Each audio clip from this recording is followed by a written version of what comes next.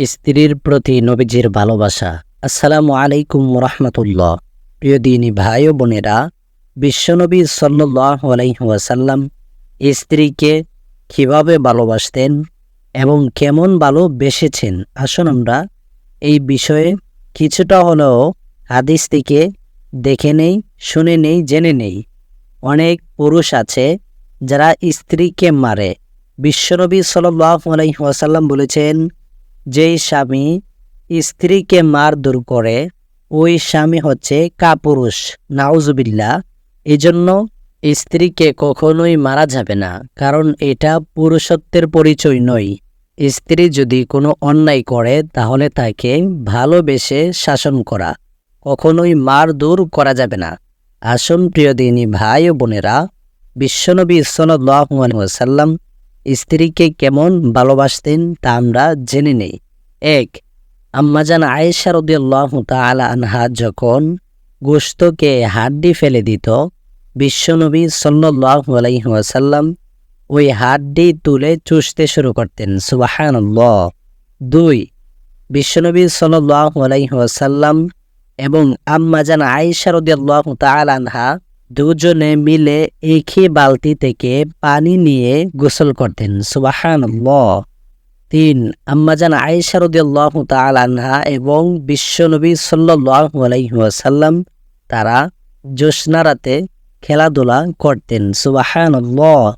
বিশ্বনবী সাল্লাল্লাহু আলাইহি ওয়াসাল্লাম স্ত্রীকে এমন ভালোবাসতেন যে আল্লাহর রাসূল যখন কোনো জায়গাতে সফরে যাইতেন, ওই জায়গা থেকে আসার পরে ঘরে প্রবেশ করার সময় স্ত্রীকে সালাম দিতেন। সুবহানাল্লাহ। কিন্তু আজকে বর্তমান জামানায় যারা স্বামী আছে, স্ত্রীকে সালাম দিবে দূরের কথা, স্ত্রীর সঙ্গে খারাপ আচরণ করে।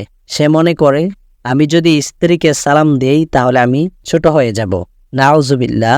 এটা কখনোই মনে করা যাবে না, কারণ সালামটা হচ্ছে এমন একটি দোয়া যার মাধ্যমে স্বামী স্ত্রী, স্ত্রী স্বামী এবং একজন মুসলমান ভাই অপর মুসলমান ভাইয়ের জন্য দোয়া করে। যেমন আসসালামু আলাইকুম রাহমাতুল্লাহ, আল্লাহ তাআলার পক্ষ হতে আপনার উপরে রহমত এবং শান্তি বর্ষিত হোক।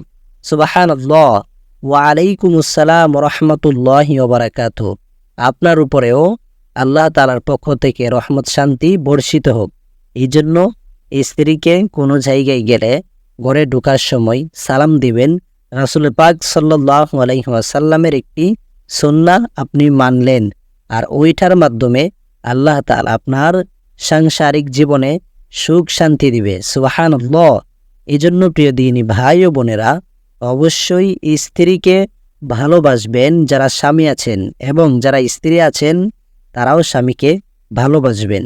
একজন স্বামী এবং স্ত্রী যদি ভালোবেসে একে অপরের হাতে হাত রাখে, আল্লাহ তাআলা ওই স্বামী স্ত্রীর সগীরা গুনাহগুলো মাফ করে দেয়। সুবহানাল্লাহ।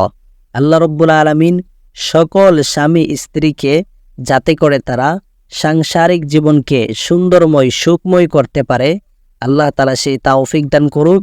আমিন। আসসালামু আলাইকুম ওয়া রাহমাতুল্লাহ।